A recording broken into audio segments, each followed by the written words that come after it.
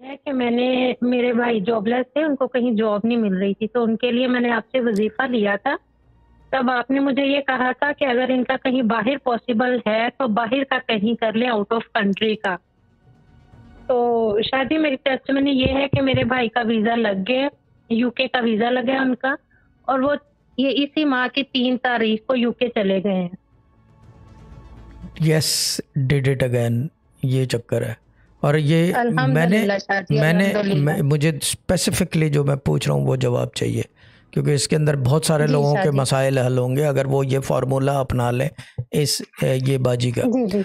आपको मैंने कहा था कि जी बाहर की शादी। कोशिश करें, जी शादी आपने और फिर कहा था। आपने काम उसके बाद शुरू किया था।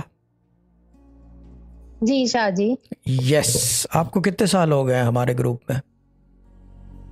शादी मुझे 7 मंथ्स हो गए हैं आपके 7 ग्रुप महीने में। में आपने कहीं यहाँ से हिजरत इख्तियार करके उधर चले गए, ये तो बड़ी बात है ना।